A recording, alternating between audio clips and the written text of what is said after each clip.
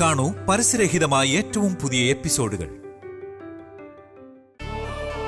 അങ്ങനെ പെട്ടെന്നൊന്നും ഇവിടുന്ന് പോവാൻ പറ്റില്ല. തൽക്കാലം കുറച്ചു ദിവസം കൂടി ഹരിപ്രിയ ഇവിടെ വേണം. കഴിഞ്ഞ ദിവസം നീ തന്നെയല്ലേ പറഞ്ഞത് 2 മാസത്തെ ലീവ് കൂടി ബാക്കിയുണ്ടെന്ന്? അതെ, ലീവൊക്കെ ഉണ്ട്. എന്നാലും തിരിച്ചു പോകുന്നതാ നല്ലത്. ഇപ്പൊ ഇവിടെ ഉണ്ടായിട്ടുള്ള പ്രശ്നങ്ങൾ കാരണമാണോ നീ ഇപ്പൊ തിരിച്ചു പോകാൻ തീരുമാനിച്ചേ?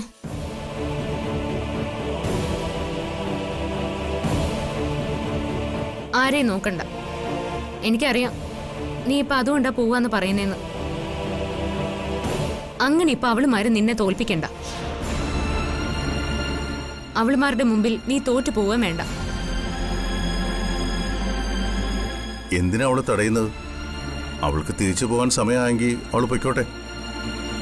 ഇനിയും വരാവുന്നതല്ലേ ഉള്ളൂ. ബേട്ടി, അവൾ അവളുടെ ആഗ്രഹത്തിന് ഇവിടെ വന്ന് ഇത്രയും ദിവസം നിന്നു. അത് നമുക്കൊക്കെ സന്തോഷം തരുന്ന കാര്യം തന്നെ. ഇനി അവള് പൊയ്ക്കോട്ടെ. ലീവ് കിട്ടുമ്പോ ഇനിയും വരാലോ, അല്ലേ മോളെ? ഇല്ല ഇല്ല ഇല്ല, അത് നടക്കില്ല. ഞാൻ സമ്മതിക്കില്ല. ഹരിപ്രിയ ഇവിടുന്ന് പോവാൻ ഞാൻ സമ്മതിക്കില്ല. അവള് പോകണമെന്ന് പറയുമ്പോ നീ എന്തിനാ ഇത്ര നിർബന്ധിക്കുന്നത്? എന്റെ പൊന്ന് ഹിറ്റ്ലറെ, ഞാനൊരു കാര്യം പറഞ്ഞേക്കാം. ഒരാൾ നമുക്ക് വേണ്ടി ഒരു കാര്യം ചെയ്താൽ അതിനൊരു നന്ദി വേണം. ഒരാളോട് നന്ദി കാണിക്കാനുള്ള മനസ്സ് പോലും നിങ്ങൾക്ക് രണ്ടുപേർക്കും ഇല്ലാതായി പോയോ? ആ വിഘ്നേഷ് ഇവളെ എത്രമാത്രം ദ്രോഹിച്ചതാ. ആശുപത്രി കിടന്ന് എത്രമാത്രം അനുഭവിച്ചു. അതിനൊക്കെ ഒന്ന് റെസ്റ്റ് എടുക്കണ്ടേ? കുറച്ചു ദിവസം ഇവളുടെ ആരോഗ്യമൊക്കെ നോക്കിയിട്ട് ഇവിടുന്ന് പോയാൽ മതി. ഹരിപ്രിയ, ഇനി 1-2 ചെക്കപ്പും കൂടി ബാക്കിയുണ്ട്. ഡോക്ടർ ആശുപത്രി ചെല്ലണമെന്ന് പറഞ്ഞിരിക്കുവോ. അതിന്റെ ഇടയ്ക്ക് ഇവിടുന്ന് പറഞ്ഞു വിട്ടാ അതൊന്നും ശരിയാവത്തില്ല. വേണ്ട, പോണ്ട, സമ്മതിക്കില്ല ഞാൻ. ജ്യോതി, എനിക്കിപ്പോ ഒരു കുഴപ്പമില്ലല്ലോ. ഞാൻ പോകുന്നതാ ഇവിടെ എല്ലാവർക്കും നല്ലത്. എനിക്കൊരു പ്രയാസമില്ല. ഞാൻ ഇത്രയും നാൾ ഇവിടെ നിന്നില്ലേ. എല്ലാവരുടെയും ഒരുപാട് സ്നേഹവും എനിക്ക് കിട്ടി. ഇനി എനിക്ക് തിരിച്ചു പോണം ജ്യോതി. വേണ്ട, ഞാൻ ഈ ഹിറ്റ്ലറിന്റെ ഭാര്യ. നിന്റെ കാര്യങ്ങളൊക്കെ ഞാൻ തീരുമാനിക്കും. നീ എപ്പോ പോണോന്ന് ഞാൻ പറയും. അപ്പൊ പോയാ മതി. നീ ഒന്ന് നടന്നേ, നടക്ക്.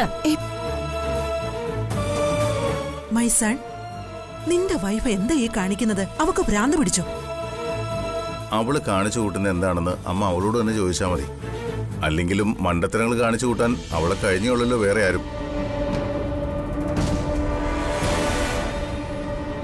മൈ ലിറ്റിൽ കണ്ണാ, ജ്യോതി എന്താ ഇങ്ങനെ ചെയ്തത്? ഹരിപ്രിയ പെട്ടെന്ന് പോയാ ജ്യോതിയുടെ സമാധാനമല്ലേ തിരിച്ചു കിട്ടുന്നത്? എന്നിട്ടും അവള് ഹരിപ്രിയ വിടാത്ത എന്താ? ആർക്കറിയാം, എന്തെങ്കിലും ആവട്ടെ. നീ എന്താ ഈ കാണിക്കുന്നേ? ഒലക്കേട് മൂടും. ഒരു വീക്ക് വെച്ചൊന്നുണ്ടല്ലോ. മര്യാദക്ക് ഞാൻ പറയുന്ന കേട്ട് ഇവിടെ നിന്നാ മതി. നീ ഇവിടെ നിന്ന് ഒരിടത്തേക്കും പോണ്ട. പോവാനൊട്ടും ഞാൻ സമ്മതിക്കത്തുമില്ല. ജ്യോതി, ഞാൻ പറയുന്നൊന്ന് കേക്ക്. ഇനി ഞാൻ ഇവിടെ നിന്നാ നിന്റെ ജീവിതത്തിൽ ഇതുപോലുള്ള കുഴപ്പങ്ങൾ ഉണ്ടാവും. ഞാൻ ആരാണെന്നുള്ള സത്യം എല്ലാവർക്കും മുന്നിൽ ചിലപ്പോ വെളിപ്പെട്ടു പോവും. അത് നിന്റെയോ എന്റെയോ കുഴപ്പമൊന്നും അല്ല. സത്യം വെളിപ്പെട്ടു പോയാ അത് നിന്റെ തന്നെ ജീവിതം നഷ്ടപ്പെടുത്തും. എന്തിനാ വെറുതെ നിന്റെ ജീവിതം ഇല്ലാതാക്കുന്നേ? എന്നെ എല്ലാം നഷ്ടപ്പെട്ടവളാ ഞാൻ എന്റെ വഴിക്ക് പൊയ്ക്കോളാം. നീ DKയുമായി സമാധാനത്തോടെ സന്തോഷത്തോടെ ജീവിക്ക്. നീ ഇങ്ങോട്ട് ഇരുന്നേ. അതെ, നീ ഇവിടെ നിൽക്കുന്നോണ്ട് എന്റെ ജീവിതത്തിൽ ഒരു കുഴപ്പം വരാൻ പോകുന്നില്ല എന്ന് എനിക്ക് നല്ല ഉറപ്പുണ്ട്. അതാ നിന്നെ ഇവിടെ നിർത്തിയിരിക്കുന്നത്. അല്ലെങ്കിൽ നിന്നെ ഞാൻ എന്നേ ചവിട്ടി പുറത്താക്കിയേനെ. മനസ്സിലായോ? നീ ഇപ്പൊ വിചാരിക്കുന്നുണ്ടാവും ഒരു ഭർത്താവിന്റെ പഴയ ഭാര്യയെ ഇതുപോലെ സ്നേഹിക്കാൻ ഏതെങ്കിലും ഒരു ഭാര്യയ്ക്ക് കഴിയുമെന്ന്, അല്ലേ? നിന്നോടുള്ള പ്രേമമൂത്തിട്ടൊന്നും അല്ല. നീ എന്റെ ഹിറ്റ്ലറിന്റെ പഴയ ഭാര്യ ആയതുകൊണ്ടും അല്ല. പിന്നെ ഇതെന്റെ കടമയാ. ഞാനിത് ചെയ്തില്ലെങ്കിൽ ദൈവം എന്നോട് പോർക്കില്ല. നാളെ ഒരിക്കൽ നീയാണ് ഇവിടെ ഉണ്ടായിരുന്നതെന്ന് DK അറിഞ്ഞെന്ന് വെക്കുക. അതോടെ തീരും നിന്റെ എല്ലാ കളിതമാശയും. ഒന്നും തീരാൻ പോകുന്നില്ല. നീ ഞാൻ പറയുന്നെന്ന് മനസ്സിലാക്ക്. ഇനി ആരൊക്കെ എത്രയൊക്കെ വിചാരിച്ചാലും എന്റെയും ഹിറ്റ്ലറുടെ ലൈഫിൽ ഒരു കുഴപ്പവും സംഭവിക്കാൻ പോകുന്നില്ല. DKയുടെ ലൈഫിലേക്ക് വന്ന് നീ ഞങ്ങളെ ദ്രോഹിക്കില്ലെന്ന് എനിക്ക് നല്ല ഉറപ്പുണ്ട്. അതുമാത്രമല്ല, ഇപ്പൊ നീ ഇവിടുന്ന് പോയാ എന്റെ മനസ്സിലൊരു കുറ്റബോധമായിട്ട് എന്നും അവിടെ കിടക്കും. ജ്യോതി, ഒരുപാട് നാളൊന്നും എനിക്കിവിടെ നിൽക്കാൻ പറ്റില്ല. എനിക്ക് എന്റെ ട്രീറ്റ്മെന്റ് തുടർന്നേ പറ്റൂ. അതിനെനിക്ക് ബാംഗ്ലൂരിലേക്ക് തിരിച്ചു പോവുകയും വേണം. അവിടുന്ന് ഞാൻ US-ലേക്ക് പോവും. ഓ, നീ ഏത് സ്ഥലത്തേക്ക് വേണമെങ്കിലും പോയിക്കോ, അതിലൊന്നും എനിക്ക് ഒരു പരാതിയുമില്ല. പക്ഷേ പണ്ട് നീ DKയോടൊപ്പം ജീവിച്ച കാലത്ത് ആഗ്രഹിച്ച കാര്യങ്ങളൊക്കെ നടത്തിത്തരാന്ന് ഞാൻ നിനക്ക് വാക്ക് തന്നതാ. ആ വാക്ക് എനിക്ക് പാലിച്ചേ പറ്റൂ. എടി, അതൊക്കെ പുലിവാലാവും. നീ തന്നെ കുഴപ്പത്തിൽ ചാടില്ലേ? ഓ, കുഴപ്പത്തിൽ ചാടിയല്ലേ? അത് ഞാനങ്ങ് സഹിച്ചു. ശ്ശോ. നീ ഇവിടെ മിണ്ടാതിരുന്ന് ഞാൻ പറയുന്ന അങ്ങ് കേട്ടാ മതി. ദേ, ഇനി ഇവിടുന്ന് പോണോന്നെങ്ങാനും പറഞ്ഞ അടിച്ചെന്നെ ശരിയാക്കി കളയും. ഇതെന്താ ഇത്, ഗുണ്ടായിസോ? ആ, ഗുണ്ടായിസെങ്കിൽ ഗുണ്ടായിസം. നിന്നെ അനുസരിപ്പിക്കാൻ വേണ്ടിട്ടേ ചൂറിലെടുക്കും ഞാൻ, അറിയാലോ എന്നെ. ആ, മര്യാദക്ക് ഞാൻ പറയുന്ന കേട്ട് ഇവിടെ ഇരുന്നോണം, മനസ്സിലാവുന്നുണ്ടോ? ഇനി നീ ഇവിടുന്ന് പോണോ എന്ന് ഞാൻ തീരുമാനിക്കും, കേട്ടില്ല? ഉത്തരവ്.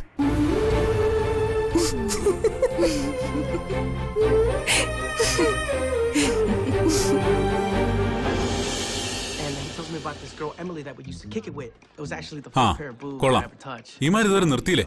എടാ ഗോകുലേ, എടാ ബാലു, എണീക്കടാ, എണീക്കാൻ. എടാ ബ്രേക്ക്ഫാസ്റ്റ് എണീറ്റ് പോയി പല്ലിയേക്കടാ, ചായ ഇട്ടുതരാം. എനിക്ക് മധുരം കുറച്ച് കൂടുതലിടാ. എന്തുവാടാ നിനക്ക് മധുരമല്ല കൂടുതൽ ഇടാൻ പോകുന്നത്. എടാ എണീക്കാൻ അങ്ങോട്ട്.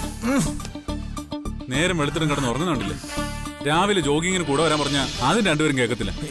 എടാ, ആരോഗ്യം നമ്മൾ നല്ലതുപോലെ ശ്രദ്ധിക്കണം കേട്ടോ. എന്താ ശ്രീത്, ഞാൻ കുറച്ചേരം കൂടെ കിടന്നു ഉറങ്ങട്ടെ. ഇനി ഉറങ്ങണ്ട, പെട്ടെന്ന് പെട്ടിയൊക്കെ പാക്ക് ചെയ്തോ, പോവാം. എവിടെ പോവാ? എങ്ങോട്ട് പോവാ? എടാ, DKയുടെ ഉത്തരവ്, നമ്മൾ ഇന്ന് തന്നെ തിരിച്ചു പോകുന്നു, ഇപ്പൊ തന്നെ. DK വിളിച്ചോ? ഈശ്വര, എനിക്ക് സമാധാനമായി. അല്ല, അപ്പോ ഇവിടത്തെ കാര്യങ്ങളൊക്കെ എങ്ങനെ മാനേജ് ചെയ്യും? അതൊക്കെ മാനേജറെ ഏൽപ്പിക്കാൻ പറഞ്ഞു. നമ്മൾ ഇനി കുറച്ചു കാലം അവിടെ തന്നെ ആയിരിക്കും. എന്റെ ഈശ്വര, രക്ഷപ്പെട്ടു. എത്ര നാളായി ഇവിടെ വന്നിങ്ങനെ കിടക്കാൻ തുടങ്ങിയിട്ട്. എന്നാ നമുക്ക് വേഗം ചെല്ലാം.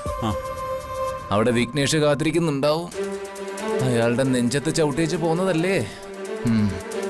ഇനി എന്തെങ്കിലും പ്രശ്നം ഉണ്ടാക്കിയാൽ കൈയോടെ നമുക്ക് കൂലി കൊടുക്കണം. നിന്റെയൊക്കെ എടുത്തിയാട്ടൊന്ന് നിർത്താവോ? നിങ്ങൾ വേഗം ചെന്ന് റെഡിയാവും, നമുക്ക് ഇപ്പൊ തന്നെ പോയേക്കാം.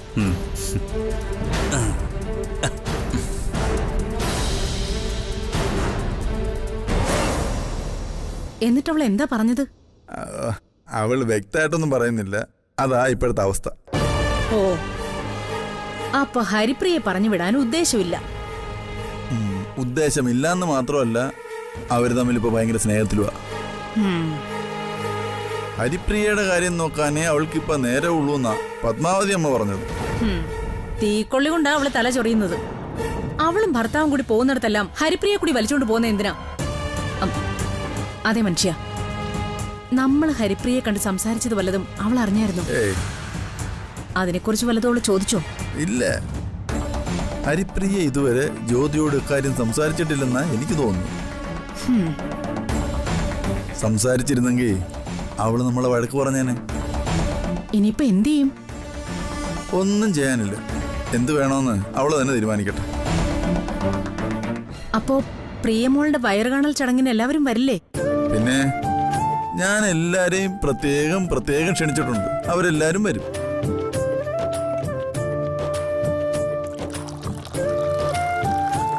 ആ സുധേട്ടാ, ഒരു കാര്യം പറയാൻ മറന്നു. പ്രിയമോള് നേരത്തെ വിളിച്ചായിരുന്നു. ഒരു സന്തോഷ വാർത്തയുണ്ട്. എന്താ? അവരിതുവരെ സ്കാൻ ചെയ്ത് നോക്കിയില്ലായിരുന്നല്ലോ. ഇന്ന് രാവിലെ പരിശോധനയ്ക്ക് എന്നപ്പോ ഡോക്ടർക്ക് ഒരു സംശയം. സ്കാൻ ചെയ്ത് നോക്കിയപ്പോഴല്ലേ വിവരം അറിഞ്ഞത്. പ്രിയക്ക് ഇരട്ടക്കുട്ടികളാ മനുഷ്യ. ഇരട്ടക്കുട്ടികളോ? ഇതിൽ പരം ഒരു സന്തോഷം ഇനി എന്താ വേണ്ടത്? അല്ല അച്ഛലതെ, രണ്ടും ആൺകുട്ടികളാണോ അതോ പെൺകുട്ടികളോ? എന്റെ മനുഷ്യ, അതൊന്നും ഡോക്ടർമാര് പറയില്ല. എന്തായാലും നാളെ രാവിലെ ക്ഷേത്രത്തിലൊന്ന് പോണം. ഭഗവാനൊരു നന്ദി പറയണം. ആ അതെ, വയറുകാണൽ ചടങ്ങ് കഴിഞ്ഞ് അവളെ കുറച്ചു ദിവസം നമുക്ക് ഇവിടെ കൊണ്ടുവന്ന് നിർത്തണം. അത് വേണം. ഈ മക്കളുടെ ഗർഭകാലത്ത് അവരെ നോക്കുന്നതും അവർക്ക് വേണ്ടത് ചെയ്തു കൊടുക്കുന്നതും ഒക്കെ സുഖമുള്ള കാര്യമല്ലേ ആശാലതേ? ഞാനിത് ജ്യോതി മോളോടൊന്ന് വിളിച്ച് പറയട്ടെ. വേണ്ട, ഈ കാര്യം ഇപ്പോ നിങ്ങൾ ആരോടും പറയാൻ നിൽക്കണ്ട. അവൾ ഇവിടെ വന്നിട്ട് നമുക്കൊരു പാർട്ടി നടത്തണം. അതിൽ വെച്ച് നമുക്കിത് പൊട്ടിക്കാം. നിനക്ക് ഇത്രയും ബുദ്ധിയൊക്കെ ഉണ്ടോ ആശാലതേ? അങ്ങനെയെങ്കിൽ അങ്ങനെ. പിന്നെ അത് എത്രയും പെട്ടെന്ന് വേണം. അതെ, ഇത്രയും വലിയ രഹസ്യങ്ങളൊന്നും കൂടുതൽ നാൾ സൂക്ഷിക്കാനുള്ള ശേഷി എനിക്കില്ല. അതുകൊണ്ട് അപ്പൊ ഇരട്ട കുട്ടികളുടെ മുത്തച്ഛനും മുത്തച്ഛി, ഇത് നമുക്കൊന്ന് ആഘോഷിക്കണം. എങ്ങനെ ആഘോഷിക്കാൻ? നിനക്ക് ഏത് ക്ഷേത്രത്തിൽ പോണമെന്ന് പറഞ്ഞാലും ഞാൻ കൊണ്ടുപോകും. പറ, എവിടെയാ പോകേണ്ടത്? അതെ, എനിക്ക് അമ്പലത്തിലൊന്നും പോണ്ട. പിന്നെ മൂന്നാറിലൊന്ന് പോണം. എന്താ, കൊണ്ടുപോവോ? മൂന്നാറില് നിനക്ക് എന്ത് പറ്റി ആശാലതേ? വയസ്സുകാലത്ത് മക്കൾക്ക് വേണ്ടി മാത്രമല്ല, നമുക്ക് വേണ്ടി കൂടി ജീവിക്കണം സുധേട്ടാ. അവിടെ നീലക്കുറിഞ്ഞ് പൂത്തു തുടങ്ങിയെന്നാ കേട്ടത്. നീലക്കുറിഞ്ഞിയുടെ കാര്യമൊക്കെ നിന്നോടാര് പറഞ്ഞു? ടിവിയിൽ കണ്ടതാ സുധേട്ടാ. ശരി, നിന്റെ ആഗ്രഹമല്ലേ, പോവാ. നീ പറഞ്ഞ പോലെ മക്കൾക്ക് വേണ്ടി മാത്രം ജീവിച്ചിട്ട് എന്താ കാര്യം? നമുക്ക് വേണ്ടി കൂടിയും കുറച്ച് ജീവിക്കാം. മക്കളൊക്കെ അച്ഛനമ്മമാരുടെ ജീവിതത്തിലെ വെറും സന്ദർശകർ മാത്രമാണ്. നമുക്കെപ്പോഴും നമ്മളെ ഉണ്ടാവും. അതുകൊണ്ട് മൂന്നാറെങ്കിൽ മൂന്നാർ.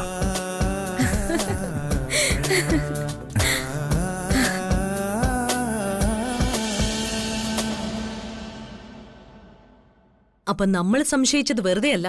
അവര് രണ്ടും വീണ്ടും ഒന്നായി. അതിന്റെ ധൈര്യത്തിലാ അവൾ ഈ അമ്മായിയമ്മ ചമഞ്ഞതെല്ലാം. എന്തൊരു ധൈര്യമായിരുന്നു അവൾക്ക്! നമ്മളെ ഭീഷണിപ്പെടുത്തി നമ്മളെ കൊണ്ട് ഭക്ഷണം ഉണ്ടാക്കിപ്പിച്ച് അത് കഴിക്കാൻ സമ്മതിക്കാതെ നമ്മളെ ചോദ്യം ചെയ്യാൻ കാണിച്ച അവളുടെ ബുദ്ധിയുണ്ടല്ലോ. ഡികെയുടെ ബലം കൊണ്ട് തന്നെ അവൾ അത് ചെയ്തത്. അവരിങ്ങനെ വീണ്ടും ഒന്നായി തീരുമെന്ന് നമ്മൾ വിചാരിച്ചോ? നമ്മളോട് ഇവൾ ഇത്രയൊക്കെ ചെയ്തിട്ടും ഡികെ അവളെ കുറ്റപ്പെടുത്തി ഒരു വാക്ക് പറഞ്ഞോ? ഇല്ലല്ലോ.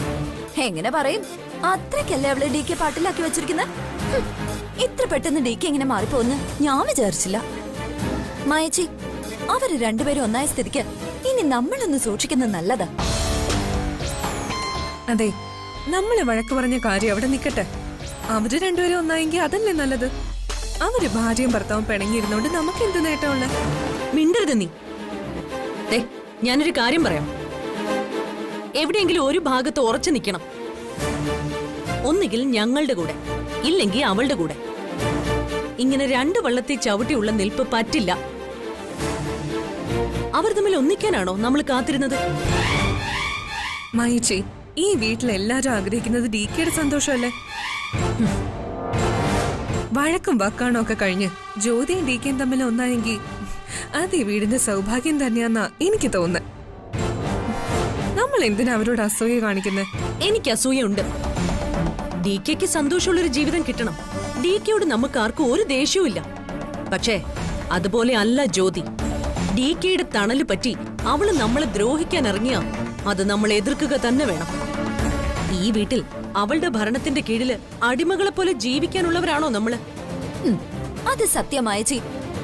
നമുക്ക് നേരെ വടിയെടുക്കാൻ അവൾക്ക് എന്താ അധികാരം? നമ്മളെ ഭയപ്പെടുത്താനും ഭീഷണിപ്പെടുത്താനും നമ്മൾ അവളെ അനുവദിക്കാൻ പാടില്ല. ഡികെയുടെ ഭാര്യ എന്നുള്ള വലിപ്പം വെച്ച് ഇനി അവൾ എന്നെ തല്ല വന്നോണ്ടല്ലോ, ഞാനും തിരിച്ചൊല്ലും. ഓ, ഇതൊക്കെ ഇപ്പൊ പറഞ്ഞിട്ട് എന്താ കാര്യം? അതൊക്കെ കഴിഞ്ഞ കാര്യങ്ങളല്ലേ. അതിനെക്കുറിച്ച് ഇനി ഇങ്ങനെ പറഞ്ഞിട്ടും പരിതപിച്ചിട്ടും ഒരു കാര്യവുമില്ല. ഒരുത്തിയുടെ ശല്യം കൊണ്ട് പൊറുതി മുട്ടി ഇരിക്കുമ്പോഴാ വേറൊരുത്തിയും കൂടി വന്നു കയറിയത്. അവളുടെ വരവ് കൊണ്ട് ഡികെക്കും ജ്യോതിക്കും ഇടയില് എന്തെങ്കിലും പ്രശ്നങ്ങൾ ഉണ്ടാവുമെന്ന് കരുതി ഇരിക്കുമ്പോഴാ അവര് തമ്മിൽ ഒന്നായത്. അവര് തമ്മിൽ എന്തോ ഒരു അഡ്ജസ്റ്റ്മെന്റ് ഉണ്ട്. അതെന്താണെന്ന് എനിക്ക് മനസ്സിലാവാത്തത്. അത് ശരിയാ മായച്ചി. ഹരിപ്രിയയും ജ്യോതിയും തമ്മിൽ നമ്മൾ വിചാരിക്കുന്നതിനേക്കാളും വലിയ എന്തോ ഒരു ബന്ധമുണ്ട്. ഇപ്പൊ തന്നെ ഈ വീട്ടിൽ നിന്ന് ഹരിപ്രിയ തിരിച്ചു പോവാന്ന് പറഞ്ഞു. പക്ഷേ ജ്യോതി അത് സമ്മതിക്കുന്നില്ല. ഇപ്പൊ അവൾ ഇവിടുന്ന് പോരുതെന്ന് ഏറ്റവും കൂടുതൽ ആഗ്രഹിക്കുന്ന ജ്യോതിയാ. ഹരിപ്രിയോട് പോരുതെന്ന് പറയാൻ അവൾ ആരാ? അല്ലെങ്കിൽ തന്നെ അവള് പറയുന്ന ഹരിപ്രിയ കേൾക്കുന്ന എന്തിനാ?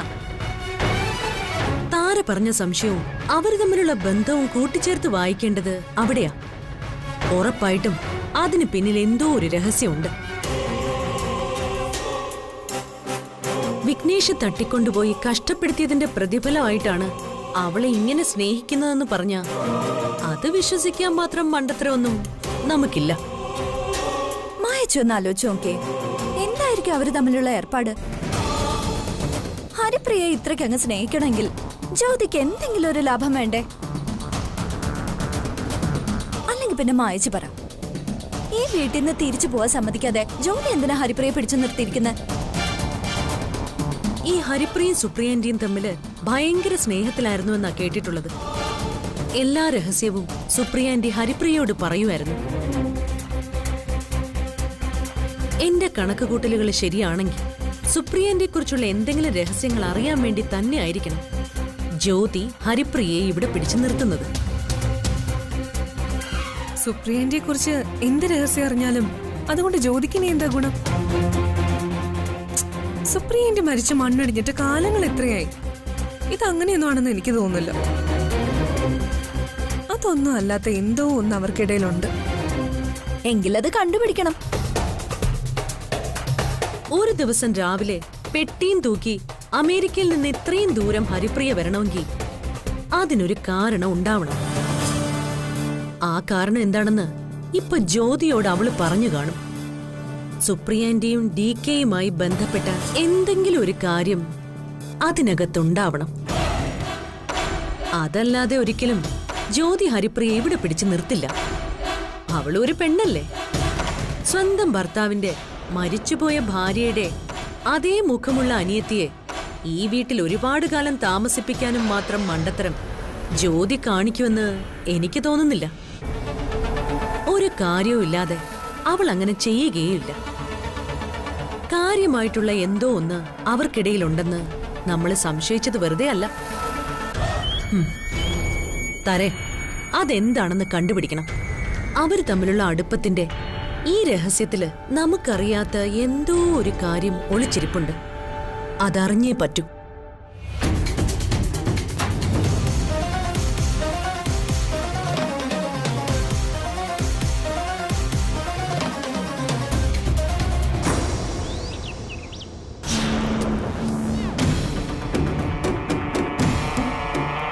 എടോ, താനിങ്ങനെ കണ്ണുമിഴിച്ച് നോക്കണ്ട. സത്യമാണ് ഞാൻ പറഞ്ഞത്. ഇത്തവണയും അവൻ നമ്മുടെ വല പൊട്ടിച്ചു. ഞാൻ തന്നോട് നേരത്തെ പറഞ്ഞില്ലേ, അവൻ ചെയ്ത തെറ്റിനുള്ള ശിക്ഷ നമ്മളായിട്ട് തന്നെ കൊടുക്കണം. എടോ, അതൊക്കെ വളരെ എളുപ്പമാ. പക്ഷേ തന്നെ പോലെ നിലയും വിലയുള്ള ഒരാള് ഇങ്ങനെ വൈകാരികമായി ചിന്തിക്കുന്നത് ശരിയല്ല. കുറച്ചുകൂടെ വിവേകത്തോടെ കാര്യങ്ങൾ കാണണം. ഞാൻ പറഞ്ഞില്ലേ, അയാൾ നമ്മുടെ പാർലമെന്റിലൊരു അംഗമാണ്. അയാൾക്ക് വേണ്ടി വാദിക്കാൻ ഈ രാജ്യത്തെ സീനിയറായ അഭിഭാഷകർ എത്തും. അതൊക്കെ നമ്മൾ ആദ്യമേ മനസ്സിലാക്കണമായിരുന്നു. അതിനനുസരിച്ച് കാര്യങ്ങൾ നീക്കണമായിരുന്നു. എല്ലാ തയ്യാറെടുപ്പുകളോടും കൂടി തന്നെയാണ് അയാളെ കോടതിയിൽ എത്തിച്ചത്. അതിനിടയില ആ സ്വാമിനാഥൻ വക്കീലിന്റെ ഒരു മാസ് എൻട്രി. സുപ്രീം കോടതിയിലെ സീനിയർ അഭിഭാഷകൻ. അവിടെ ഇരിക്കുന്ന ജഡ്ജ് പോലും ഒന്ന് വിറച്ചു പോയിട്ടുണ്ടാവും. മിനിറ്റ് വെച്ച് അവർ വിഘ്നേഷിനും മൂർത്തിക്കും ജാമ്യം എടുത്തുപോയി.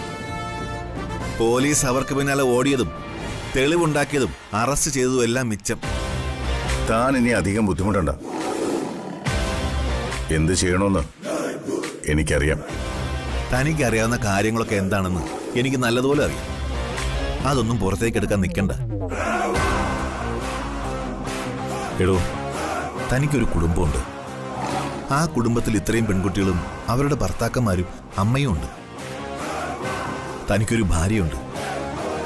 എന്തെങ്കിലും ചെയ്യാൻ പുറപ്പെടും മുമ്പ് അവരുടെയൊക്കെ മുഖങ്ങൾ ഒന്ന് ഓർക്കണം. ഈ പറഞ്ഞവർക്കൊക്കെ വേണ്ടി തന്നെയാണോ ഞാൻ എൻ്റെ ജീവിതം ഹോമിക്കുന്നത്. എൻ്റെ ജീവിതത്തിലെ എല്ലാ സന്തോഷങ്ങളും എൻ്റെ കുടുംബം. അതിനകത്ത് കയറി നോക്കിയിട്ട് പോലും പലതവണ അവനെ നമ്മൾ വെറുതെ വിട്ടു. നിയമം നിയമത്തിൻ്റെ വഴിക്ക് പോട്ടെ എന്ന് വിചാരിച്ചു. പക്ഷേ ഇപ്പം ആ നിയമം തന്നെ അവനെ രക്ഷപ്പെടുത്തി. എടോ, നമ്മുടെ നിയമത്തിനകത്ത് ഒരുപാട് ലൂപ്പ് ഹോൾസ് ഉണ്ട്. മിടുക്കനായൊരു വക്കീൽ വിചാരിച്ചാൽ പോലീസ് ഉണ്ടാക്കി വെക്കുന്ന ഏത് തെളിവുകളെയും നിഷ്പ്രയാസം ഇല്ലാതാക്കാൻ സാധിക്കും. എന്നാലും ആ സ്വാമിനാഥൻ വക്കീലിനെ പോലെ ഒരു സീനിയർ ആയ ഒരാൾ അയാൾക്ക് വേണ്ടി അപ്പിയർ ചെയ്യുമെന്ന് ഞാൻ വിചാരിച്ചില്ല. അതാണ് പണത്തിന്റെ വില, അധികാരത്തിന്റെ ഗർവ്. രാഷ്ട്രീയക്കാരന്റെ അധികാരത്തിന് മുന്നിൽ മറ്റെല്ലാ അധികാരങ്ങളും പഞ്ചപുച്ഛം അടക്കി നിൽക്കും. അതാണ് കാലം. അതുകൊണ്ടാണോ ജനങ്ങൾ ഇടയ്ക്കിടയ്ക്ക് ഇവനെ പോലുള്ളവന്മാരെയൊക്കെ തെരുവിൽ കൈകാര്യം ചെയ്യുന്നത്? ഇനിയിപ്പോ എന്ത് ചെയ്യാനാണ് തന്റെ പ്ലാൻ? അയാൾ ജാമ്യത്തിലിറങ്ങിയതല്ലേ ഉള്ളൂ. അയാളുടെ അടുത്ത മൂവ് എന്താണെന്ന് നമുക്ക് നോക്കാം. ഒരു കാര്യം ഞാൻ തന്നോട് പറയാം, നിയമവും കോടതിയൊക്കെ അവനെ വെറുതെ വിട്ടാലും ഞാൻ അവനെ വെറുതെ വിടാൻ പോകുന്നില്ല. ഇനി എന്റെ കുടുംബത്തിലെ ഒരാളെ അവൻ തൊട്ടാൽ അതോടെ തീരും അവന്റെ എല്ലാ അഹങ്കാരവും.